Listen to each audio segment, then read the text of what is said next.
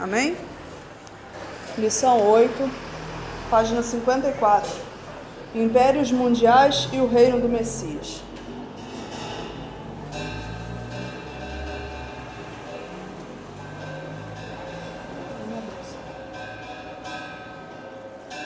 Vamos ler o texto áureo, Daniel 7, 27. Daniel 7, 27.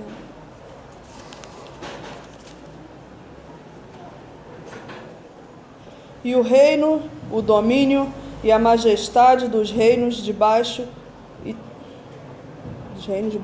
e de todo o céu serão dados ao povo dos santos do Altíssimo, e o seu reino será um reino eterno.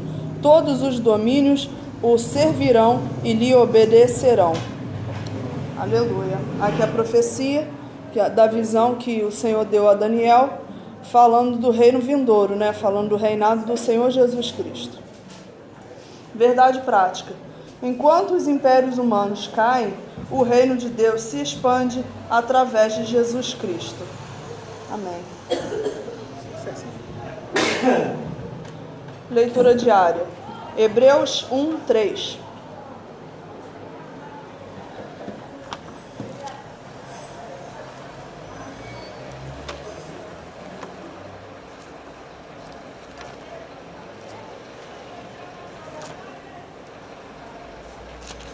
Quem achou pode ler.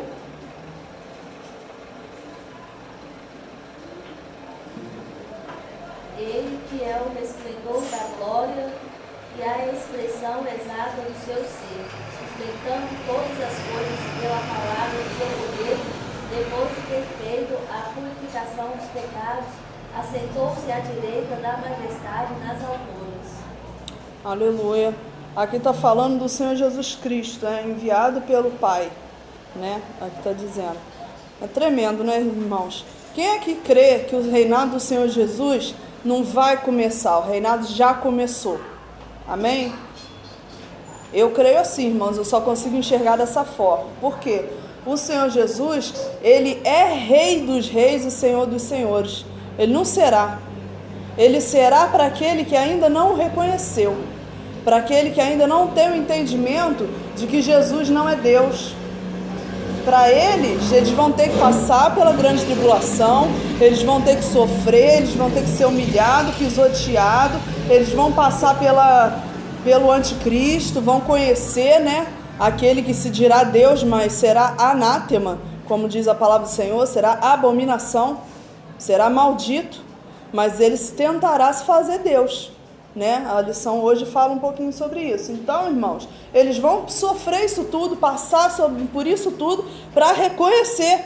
Porque, irmãos, eu vou dizer uma coisa, a palavra do Senhor é muito gostosa quando ela diz, sabe aquela refeição gostosa que a gente come? É a palavra do Senhor quando ela diz para nós assim: todo joelho se dobrará e toda língua confessará que o Senhor, que Jesus é o Senhor. Só que, irmãos, existe a diferença daquele que vem pelo amor do que daquele que vem pela dor. Que aquele que vem pelo amor, ele tem uma vida com Deus, ele tem uma entrega total com Deus, ele tem uma intimidade com o Senhor e ele vive o amor de Deus cada dia da sua vida. Ele sente Deus consolando nas horas difíceis, ele sente Deus fortalecendo nos momentos complicados da sua vida. Então aquele que não tem, aquele que não conhece, sofre sozinho.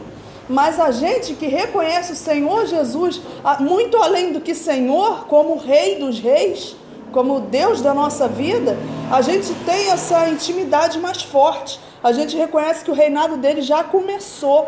Como diz a palavra aqui, o resplendor da sua glória. Quer dizer que ele reflete a glória de Deus.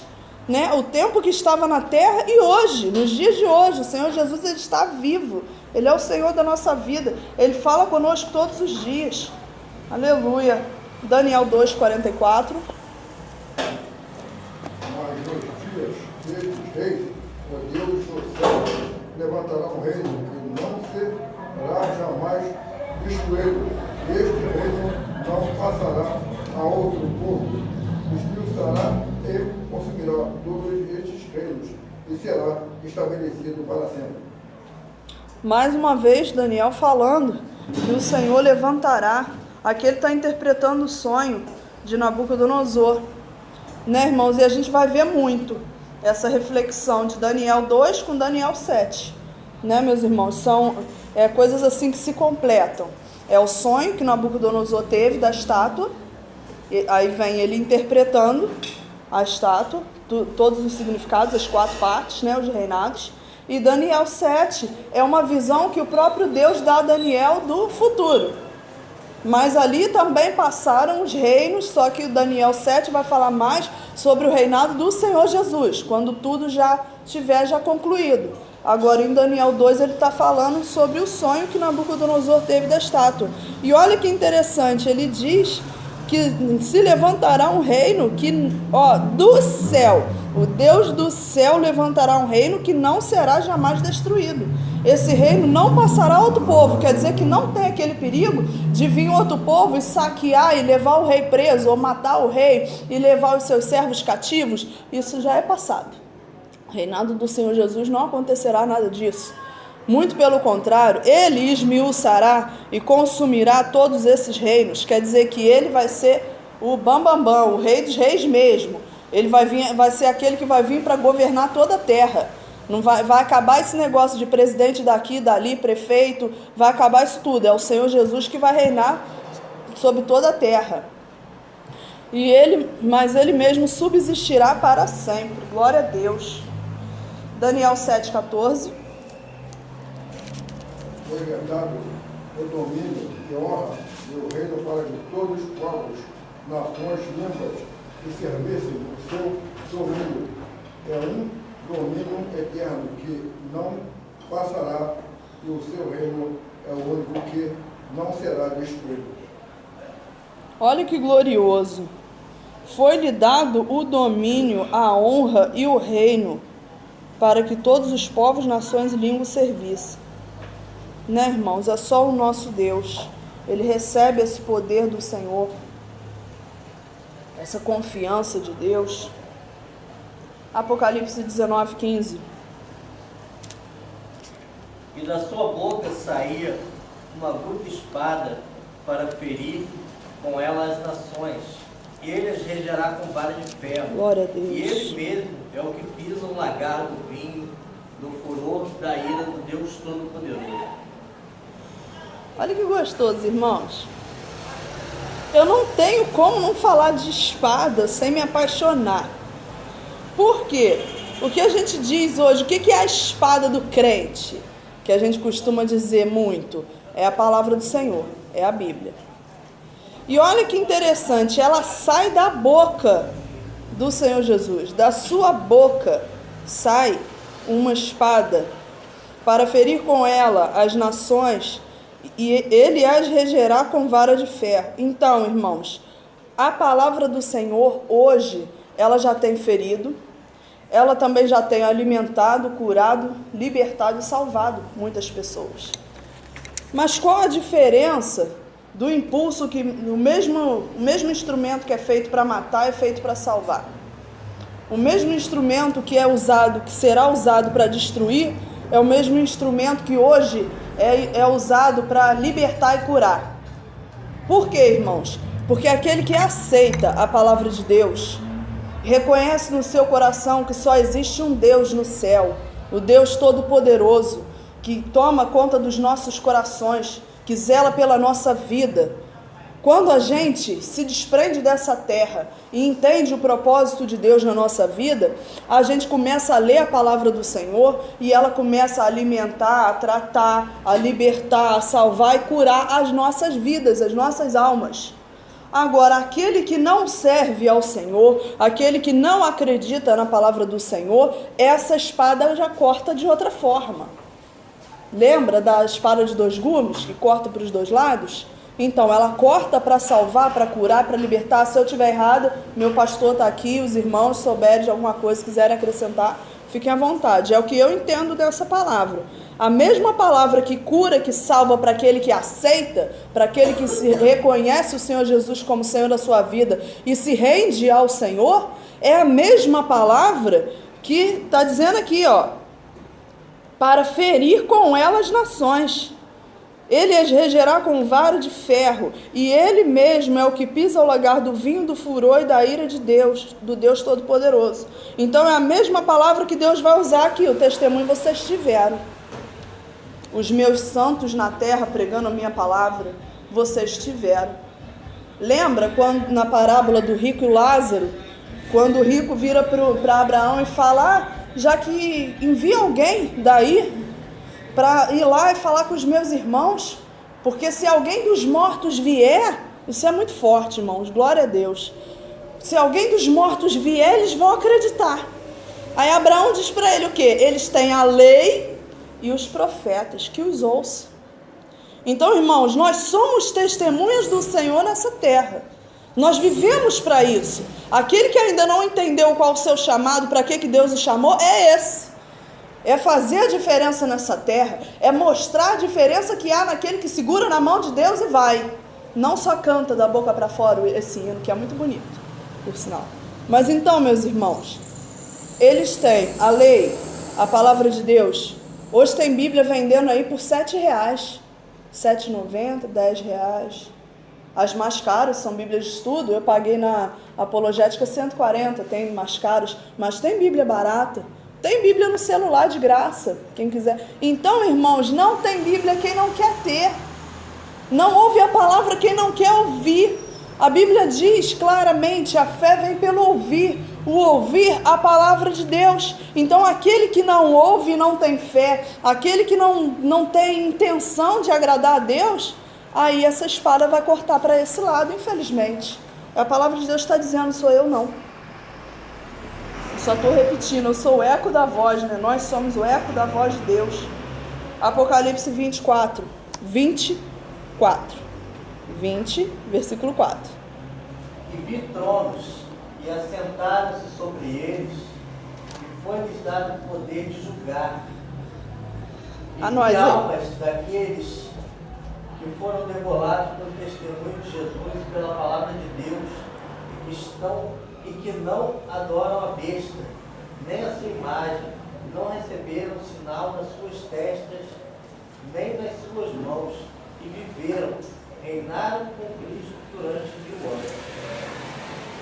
Aqui, irmãos, eu costumo dizer, né, eu entendo nessa palavra que tem duas classes de pessoas. Aqueles que eram testemunhas de Jesus, que sofreram, né, foram degolados pelo testemunho de Jesus. Então aqui está falando da igreja, daqueles que sofreram perseguição. A palavra do Senhor, ela vem dizendo, em Mateus 5, que fala das bem-aventuranças, lá no finalzinho vai dizer, bem-aventurados sois quando vos perseguirem, vos injuriares e mentindo disserem todo o mal contra vós por causa do meu nome. Então, irmãos, aquele que sofreu humilhação, que padeceu, que chorou nos pés do Senhor por causa de estar certo, por causa de seguir a Deus, porque quer fazer as coisas direito, porque quer fazer a diferença nessa terra, independente do que estão olhando, do que estão achando, do que estão dizendo, encaixa aqui, vai reinar com ele, deu-lhes o poder de julgar. Aí vem aqueles que vêm da tribulação, da grande tribulação, que não adoraram a besta, nem a sua imagem, e não receberam sinal em suas testas, nem em suas mãos, e viveram e reinaram com Cristo durante 1000 anos. Está falando do milênio, né, meus irmãos? Então aqui tem as duas classes de pessoas, os servos que não passaram pela grande tribulação. Lembra do arrebatamento que eu falei da outra vez?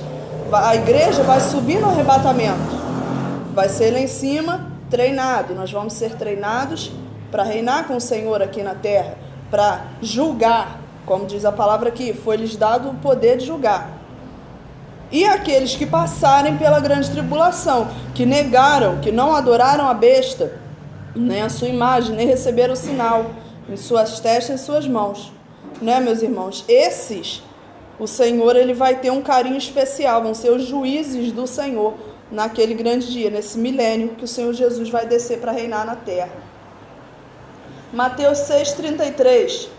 Mas buscai, em primeiro lugar, o reino de Deus e a sua justiça, e todas estas coisas vos serão acrescentadas. Irmãos, eu gosto muito de enfatizar estas coisas, porque a gente não pode se enganar de dizer todas as coisas vos serão acrescentadas. Então eu não preciso me arrumar, me perfumar, me maquiar para arrumar um namorado. Eu posso ficar suja, fedorenta, bagunçada, descabelada, porque todas as coisas me serão acrescentadas. Então eu não preciso levantar cedo e trabalhar para no final do mês eu ter o meu pagamento, para eu ter o meu alimento, porque todas as coisas serão acrescentadas. É isso que diz a palavra, irmãos? Eu acho que não, né? A palavra do Senhor vem dizendo que para a gente não andar ansioso, por isso que eu gosto que nós leamos o contexto. Não andeis ansiosos quanto à vossa vida, com o que haveis de comer, versículo 25, ou pelo que haveis de beber, nem quanto ao vosso corpo, pelo que haveis de vestir. Não é a vida mais do que o mantimento, e o corpo mais do que o vestuário? Então, irmãos, todas estas coisas nos serão acrescentadas. Se eu busco a Deus, se eu sou dizimista fiel, se eu vivo trabalhando na obra do Senhor, o Senhor, Ele honra os meus celeiros, Ele me enche a minha casa lá dos meus mantimentos. O Senhor, Ele abençoa para que eu possa ter condição de ter uma casa melhor, de ter um carro melhor. Não é pecado não, tá, irmãos? Prosperidade não é pecado não. O pecado é você mudar o seu foco. Lembra quando o Senhor Jesus, Ele falou, onde estiver o seu tesouro, aí estará o seu coração? Esse é o pecado. Porque a teoria da prosperidade, ela é muito errada. Porque ela erra nesse ponto. Onde estiver o seu tesouro, aí estará o seu coração. Então eu não busco a Deus porque eu amo a Deus, eu busco a Deus porque eu quero um carro novo. Eu busco a Deus porque eu quero uma casa nova. Eu busco a Deus porque eu quero um salário melhor. E isso é teoria da prosperidade. Não digo teologia não, que teologia não tem nada a ver com isso. Eu fiz teologia, eu sei bem o que é. Então teoria da prosperidade é isso. É a pessoa buscar a Deus por interesse. Do que Deus pode me dar? Ah, eu vou buscar, eu vou ser fiel, mas o que Deus vai me dar em troca? Né, irmãos? Então aqui está dizendo, todas estas coisas vos serão acrescentadas. Aí no início aqui do capítulo 6 vem dizendo assim, o título, socorro aos necessitados. O Senhor, Ele socorre quando nós estamos necessitados. O Senhor, Ele sabe da nossa necessidade, do que nós precisamos. Às vezes não é de comida nem de bebida, às vezes não é de alimento, às vezes é uma amizade, às vezes é um abraço, às vezes é um consolo, às vezes é uma palavra de carinho. É o que nós precisamos naquele momento. Então todas essas coisas nos serão acrescentadas no momento da nossa necessidade. Posso todas as coisas naquele que me fortalece. O Senhor, Ele não precisa me fortalecer no dia da alegria. O Senhor, Ele não precisa me fortalecer no dia que eu estou pulando, regozijando. A força do Senhor vem nos naufrágios, no momento de luto, no momento de choro, no momento que eu não aguento mais. Esse é o momento que o Senhor vem e me fortalece e me dá graça para passar. Porque, irmãos, eu vou dizer uma coisa, existem situações na nossa vida que Deus não vai mudar, que há necessidade de nós passarmos por aquela situação, para sermos curados, para sermos tratados naquela situação, para termos experiência naquela situação, para um dia ajudar alguém, socorrer alguém. Né, meus irmãos? Então não sejamos meninos diante da palavra do Senhor. Bíblia todo mundo tem na mão todos os dias. Vamos estudar, vamos meditar. E esse é o reinado do Messias na nossa vida no dia de hoje. Não vamos esperar o milênio para declarar Rei dos Reis e Senhor dos Senhores. Ele é Rei hoje, Ele está nesse lugar e Ele é digno de todo louvor e toda adoração. Amém. Aleluia. Marcos 4:11. Maravilhoso é o teu nome, Senhor. Só o Senhor é Deus nesse lugar. Aleluia. E ele disse-lhes: a vós é dado o saber os mistérios do reino de Deus, mas aos que estão de fora, todas essas coisas se dizem por parábolas, para que vendo, vejam e não percebam, e ouvindo, ouçam e não entendam, para que não se convertam e lhes sejam perdoados os pecados. Irmãos, eu confesso que quando eu lia esse texto, eu não entendia. Eu falava, meu Deus, que injustiça! Como é que pode o Senhor escolher as pessoas para entender, as pessoas para não entender? Meu Deus, é a tua palavra diz que o Senhor não tem prazer naqueles que se perdem, mas a vontade do Senhor é que todos se salvem. Alguém já leu isso na Bíblia? Eu li, irmãos. A vontade do Senhor é que todos se salvem. Então, como, meu Deus, que pode ter pessoa aqui dito por parábolas, porque aquele que tem amizade, aquele que tem intimidade vai entender. E aquele que não tem, aquele que está lá fora morrendo, desesperado, vai ler e não vai entender. Para que vejam, não enxerguem, não é? Que está escrito? Espera aí para eu não fugir. Para que vejam e não percebam, para que ouvindo não ouçam e não entendam, e para que não se convertam e sejam perdoados os pecados. Eu falava, meu Deus, que injustiça! Mas por que, irmãos? Porque é necessário a igreja levantar do banco para fazer a obra do Senhor com vontade. A gente arregaçar a manga e trabalhar de verdade. Parar com esse negócio de falar, não, o ímpio ele é ganho sem palavra. O meu testemunho fala mais do que a minha voz.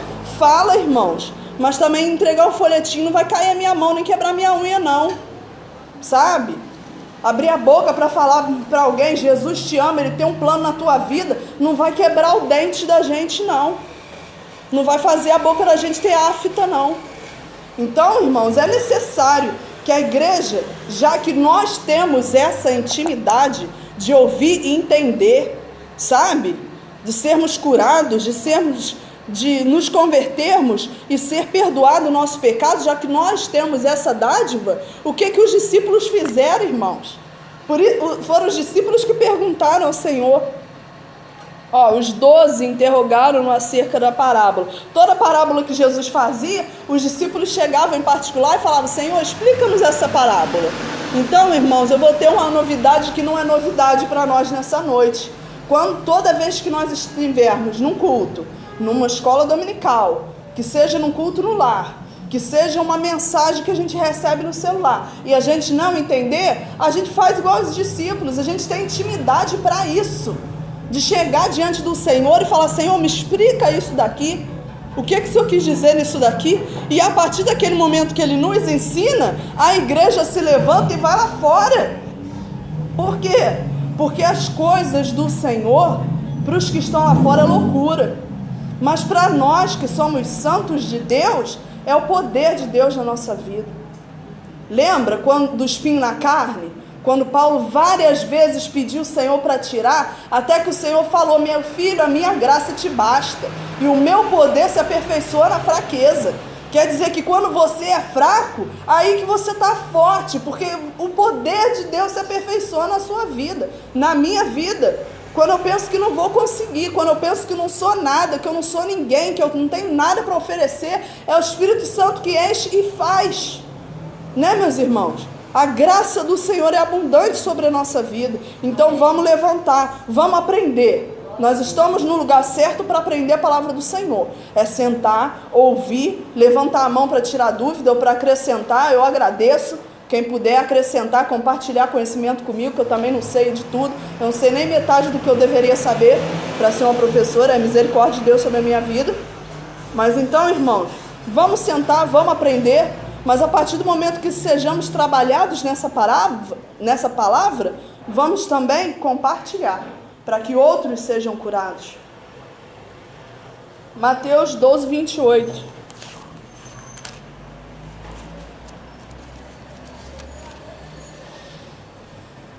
Se, porém, eu expulso demônios pelo Espírito de Deus, certamente é chegado o reino de Deus sobre vós. Lindo, irmãos, lindo demais esse texto. Eu não consigo explicar sem ler ele todo, irmãos, desculpa porque a hora está passando, mas eu tenho que ler. Trouxeram-lhe então, 22, um endemoniado cego e mudo, e de qual modo o curou, e de tal modo o curou, que o cego e mudo falava e via. E toda a multidão se admirava e dizia, não é este o filho de Davi? Aqui eles já estão declarando ele como rei, reconhecendo que ele vem da linhagem do rei Davi. Por isso que o recalque levantou. Mas os fariseus, ouvindo isto, diziam: este não expulsa os demônios, senão por Beelzebu, príncipe dos demônios. Jesus, porém, conhecendo os seus pensamentos, disse-lhes: todo reino dividido contra si mesmo é devastado, e toda cidade ou casa dividida contra si mesmo não subsistirá. E se Satanás expulsa Satanás, está dividido contra si mesmo. Como subsistirá, pois, o seu reino? E se eu expulso os demônios por Beelzebu, por que expulsam, então, os vossos filhos? Portanto, eles mesmos são os vossos juízes. Mas se eu expulso os demônios pelo Espírito de Deus, logo é chegado a vós o reino de Deus. Ou como pode alguém entrar em casa de um homem valente e furtar os seus bens, se primeiro não amarrar o valente, saqueando então a sua casa? Quem não é comigo é contra mim, e quem comigo não ajunta, espalha. Aqui o Senhor nos chama a atenção. Quem não é com ele, é contra ele. Quem não fala dele, fala de outra coisa que não edifica, que não alimenta, que não vale para nada, não serve para nada. Né, meus irmãos? Infelizmente isso acontece muito nos dias de hoje. Quem comigo não ajunta, espalha. Quer dizer que aquele que não está disposto a dar uma palavra de bênção, vai dar uma palavra de derrota. Aquele que não está disposto a fazer alguém se levantar, vai cavar o buraco mais ainda para a pessoa se afundar mais ainda. Aquele que não está disposto a ouvir a voz de Deus, vai ouvir a voz do diabo. Aquele que não está disposto a servir a Deus, vai servir ao diabo. Isso é automático. A palavra do Senhor, ela diz que só existem dois caminhos. É o céu e o inferno. Então, aquele que não serve a Deus, que não vive com Deus, que não dá glória para Deus, está dando glória para quem? Então, o Senhor, ele diz para nós: quem não é comigo é contra mim. E quem comigo não ajunta, espalha. Quer dizer que ele estava expulsando os demônios pelo Espírito de Deus, o Espírito que habita dentro de mim e de você. Aí ele vem dizendo: logo é chegado a vós o reino de Deus. E sabe o que eu achei interessante? Ali ele já profetizou que eles não creram, mas os filhos deles creriam.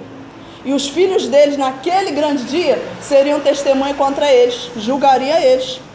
Olha só. E se eu expulso os demônios por Beelzebu, por que expulsam então os vossos filhos? Portanto, eles mesmos serão os vossos juízes. Por que, irmãos? O capelão João, que trabalha comigo, não sei se alguém aqui conhece o João da Assembleia de Deus, lá da Independência. Uma vez ele conta uma experiência que ele estava lá no velório. Ele vai no velório todo dia de manhã. Vai lá evangelizar aquele povo lá. E ele falou que uma vez caiu um rapaz endemoniado lá. E saiu todo mundo correndo. Sabe, o velório cheio e de repente fica vazio. Ficou só o defunto lá, porque o defunto não podia levantar e sair correndo também. Aí o cara caiu lá endemoniado e saiu todo mundo correndo. E ficaram ali naquele corredor ali, naquela escadinha.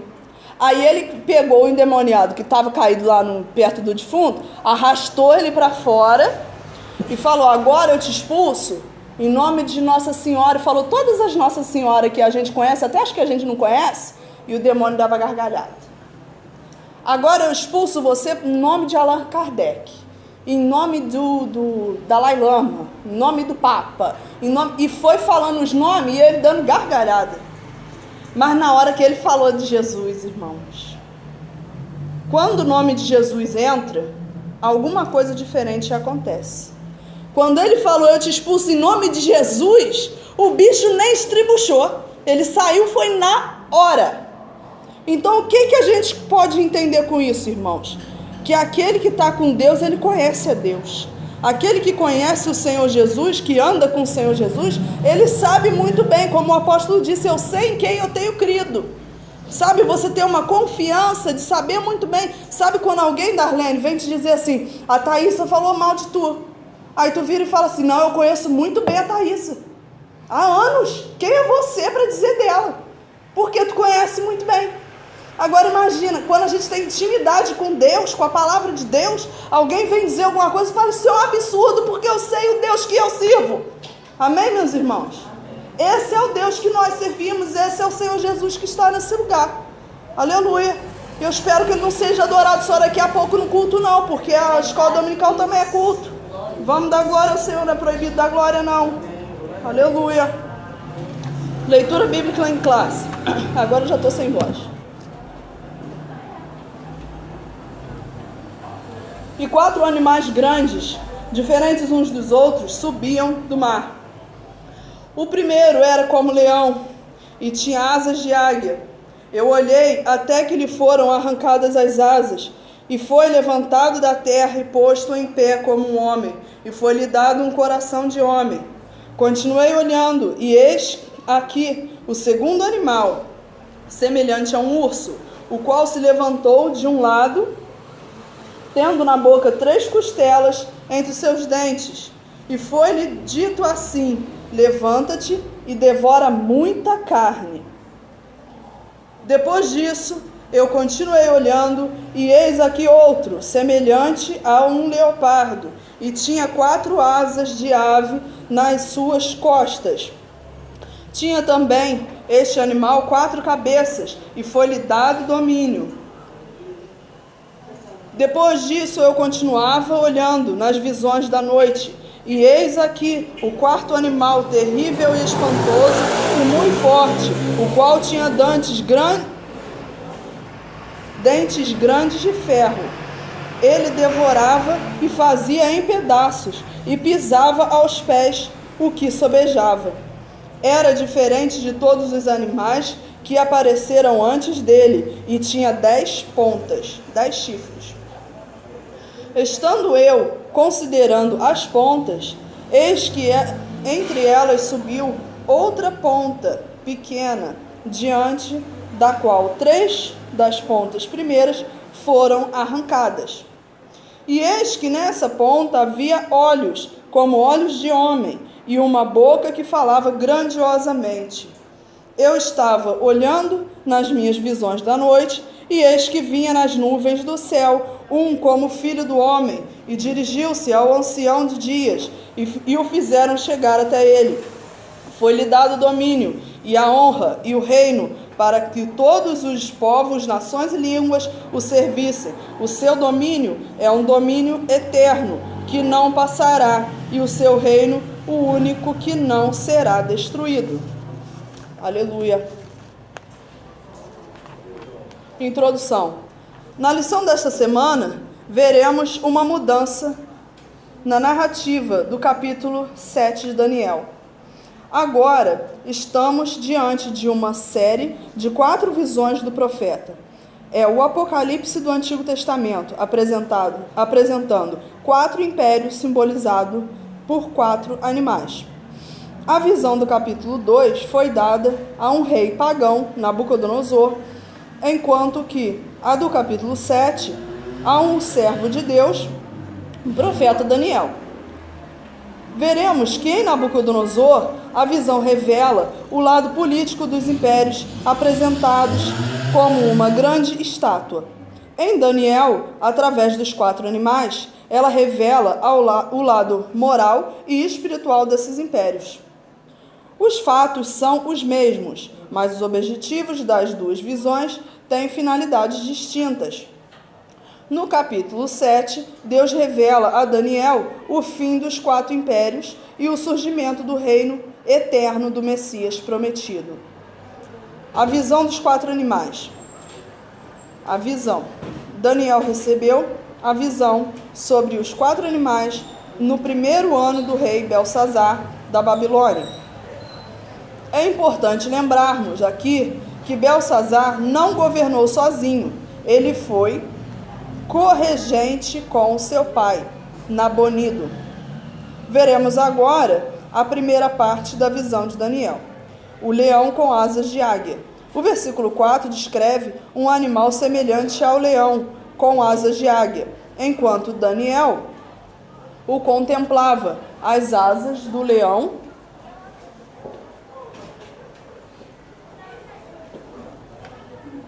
eram arrancadas. Posteriormente, o animal foi erguido da terra, posto de pé como um ser humano, e logo depois ele recebeu um coração humano. O leão representava o império da Babilônia. O urso. Daniel viu uma figura semelhante a um urso. Este fora erguida de um lado e tinha em sua boca 3 costelas. Este animal, as pessoas diziam: levanta-te, devora muita carne. O urso simbolizava o império medo-persa. O leopardo, com 4 asas. Outro animal que era uma figura semelhante ao leopardo. Este possuía 4 cabeças e tinha 4 asas de aves em suas costas. Foi-lhe dado domínio. O leopardo simbolizava o império da Grécia. Uma aparência indescritível. Não tem animal nos dias de hoje que descreve essa visão. Terrível, espantosa e extremamente forte. Era a figura do 4º animal. Ele tinha enormes dentes de ferro. Comia e triturava o que encontrasse pelo caminho. Em sua boca havia ainda 10 chifres.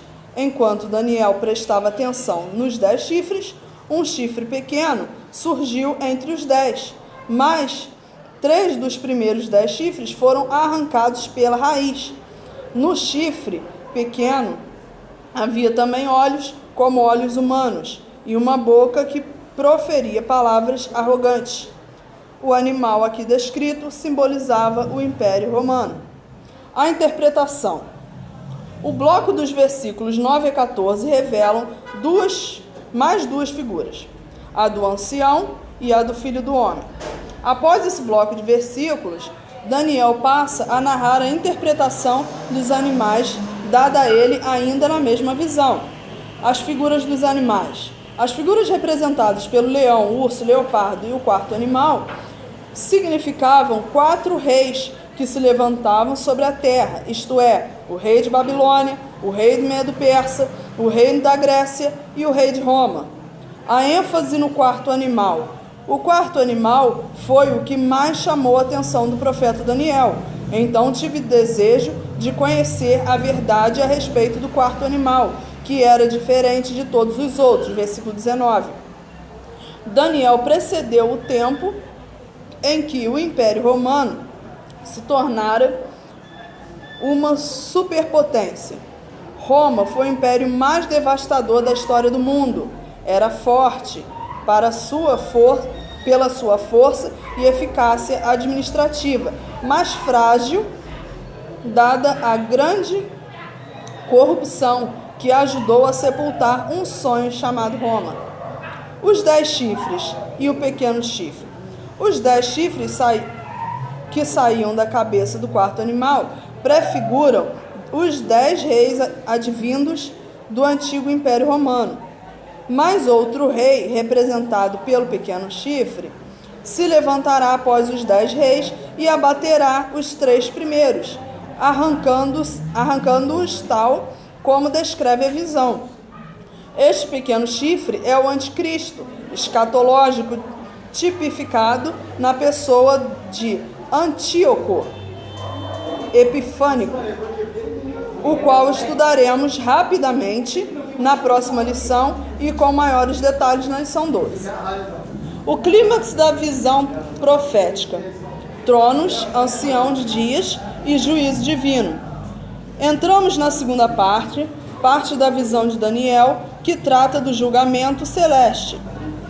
O versículo 9 nos diz: foram postos uns tronos e um ancião de dias se assentou. A figura de vários tronos tipifica um contexto de julgamento e justiça. A profecia nos fala que o juiz do julgamento é o ancião de dias, isto é, Deus é retratado no livro tendo cabelos brancos e vestido branco. É aquele que Abraão reconheceu como juiz de toda a terra. Gênesis 18, 25. Interessante, né? Esse texto aqui é quando Deus está prestes a destruir Sodoma e Gomorra, para os irmãos verem como que uma palavra completa a outra. O Luizinho falou sobre isso aqui na quinta-feira. Não fará justiça o juiz de toda a terra? Destruirá o justo juntamente com o ímpio?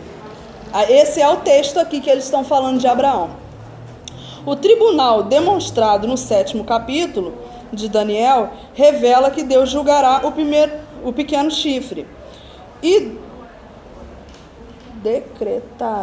decretará a sentença final contra o 4º animal, Roma.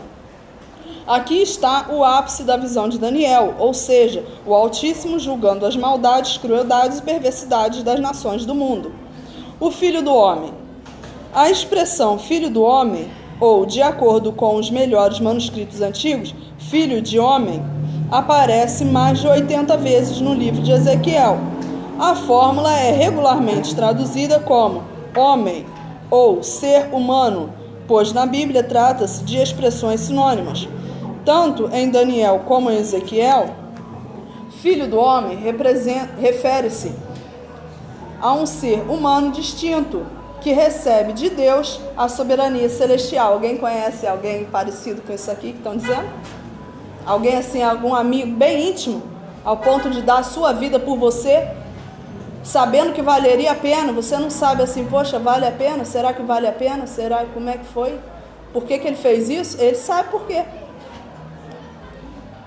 Posteriormente, os santos apóstolos de Cristo identificaram o Filho do Homem como a pessoa de Jesus de Nazaré. Se os irmãos lerem o livro de Lucas, o Evangelho de Lucas, ele vai tratar sobre o Jesus Cristo homem. O tempo todo ele fala o Filho do Homem e reticências. É tremendo, irmãos.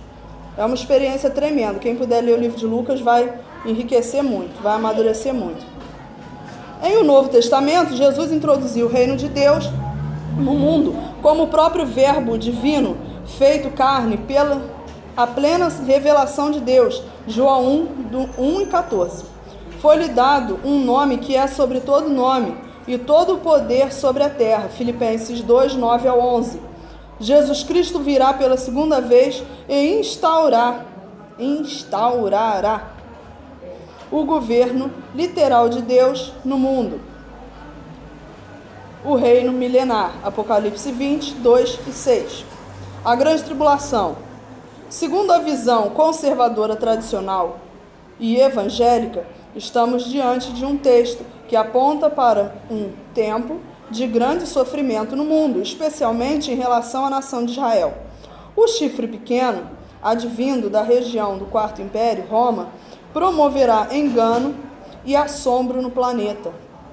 Na linguagem neotestamentária, este é o anticristo, o blasfemador de Deus e dos seus preceitos. Por um tempo e tempos e metade de um tempo, o anticristo terá autoridade no mundo. Esse período equivale a 3 anos e meio, ou 42 meses, ou 1.260 dias. Daniel 12:7, 9:27, Apocalipse 12:14, 7:14. Ele compreende a metade dos 7 anos finais, prescritos como a grande tribulação, e o fim do tempo dos gentios. Nos primeiros 3 anos e meio, o anticristo fará acordos com Israel, mas não os cumprirá. Este é o período de grande poder e influência política desse líder mundial. Sobre o mundo e os judeus, Esse é o período de grande poder e influência política desse líder mundial sobre o mundo e os judeus. Mas o Messias o dominará e quebrará o seu reino de mentira. O anticristo será condenado e a plenitude do reino de Deus será estabelecida para sempre. Aleluia. A vinda do Filho do Homem, a visão. Explicamos anteriormente a expressão Filho do Homem e vimos que ela fora atribuída pelos apóstolos a Jesus e por nós também. O versículo 13 de Daniel afirma que o Filho do Homem voltará nas nuvens do céu. Este é o entendimento remontado em Atos 1, 9-11, quando a afirmação dos santos anjos sobre a volta do Cristo de Deus. E quando dizia isto, vendo eles, foi elevado às alturas e uma nuvem o recebeu, ocultando-o a seus olhos. Os anjos lhe disseram: varões galileus, por que estáis olhando para o céu? Esse Jesus que dentre vós foi recebido em cima no céu, há de vir assim, como para o céu o vistes ir. Aleluia. Da mesma forma, o apóstolo João escreveu no Apocalipse uma mensagem recebida do próprio Jesus. Eis que vem com as nuvens, e todo olho verá, até os mesmos que os traspassaram. Apocalipse 1:7. O reino de Cristo será eterno, único e jamais perecerá. Os santos do Altíssimo. Para os primeiros leitores do livro de Daniel, a expressão os santos do Altíssimo era identificada por eles como o povo judeu que estava em cativeiro. Entretanto, de modo mais abrangente, e de acordo com o Apocalipse 7, 9 a 17, e a partir da revelação progressiva da palavra de Deus ao longo da história bíblica, esses grupos de mártires e santos são os crentes advindos da grande tribulação, os sem cabeça, sabe? É eles mesmos. De todos os lugares, tribos e nações que tiveram as suas roupas lavadas no sangue do Cordeiro. São aqueles que vão ser torturados até negar Jesus. E aquele que permanecer de boca fechada e não negar o Senhor Jesus, vai chegar lá em cima, cerrado ao meio, sem cabeça, sem braço, sem o que tiver que ser, porque a nossa alma, o nosso espírito não morre. Ela chega diante do Pai, no meio do caminho recebe um corpo transformado, mais bonito, né? Recebe um novo nome e vamos para a eternidade da glória a Deus. E esse corpo aqui que perece, que é pó e cinza, então aqueles que não se importarem com o seu pó e sua cinza vão ser dignos de ser chamados esses santos, os santos do Altíssimo. A destruição do anticristo. Deus intervirá na história dos judeus e trará juízo contra o anticristo. Este será julgado e condenado para sempre. A sua destruição dar-se-á quando do final do segundo período de 3 anos e meio da grande tribulação. Mas a igreja de Cristo, lavada e remida no sangue do Cordeiro, não passará pela grande tribulação, ô glória! Antes de iniciar esse tempo de grande sofrimento, o corpo de Cristo será tirado do mundo para estar para sempre com o Senhor. Conclusão.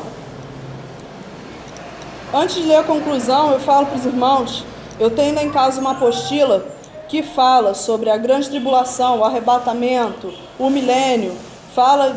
Tem alguns textos muito interessantes sobre esse tema. É um seminário de escatologia que eu fiz quando eu estudava lá. Os irmãos que quiserem, que tiverem interesse, eu faço para vocês, tá? Que aí a gente estuda melhor sobre isso aqui. Que uma hora de aula não dá, o professor ainda chegou atrasado. Lamentavelmente, devido à multiplicação da doutrina da prosperidade e de muitas igrejas e pregadores propalarem, esse eu não sei o significado. Lamentavelmente, devido à multiplicação da doutrina da prosperidade e de muitas igrejas e pregadores propalarem o aqui e agora, propalarem deve ser falar muito, né? Pregar muito sobre isso. O aqui e agora, a profecia bíblica quanto ao futuro ficou de lado. Outros caem no erro de ensinar que as profecias de Daniel e do Apocalipse são alegorias e produtos de um tempo e de uma cultura sem conexão com a era atual. Fala sério, né, irmãos? Estudemos a palavra de Deus para não nos acharmos soberbos, deleitosos e não sejamos, pois, a Laodiceia contemporânea. Né, meus irmãos? É um pecado gravíssimo a gente querer tirar da Bíblia alguma parte do seu conteúdo, porque a palavra do Senhor, ela diz, dá testemunho de si mesma, de que toda a Escritura é divinamente inspirada e proveitosa para ensinar, para doutrinar, né, meus irmãos? Então é perigoso quando a gente diz, isso aqui Deus não quis dizer para nós, não. Será, meus irmãos? A palavra do Senhor, ela é toda ela serve de alimento para nós. Toda ela, em algum momento da nossa vida, nos edifica, nos consola, nos exorta, trabalha no nosso ser. Toda a palavra de Deus, para todos os momentos da nossa vida. Por isso ela é o nosso manual prático de vida cristã. Amém, meus queridos? Para encerrar, eu quero louvar com os irmãos. O hino 322.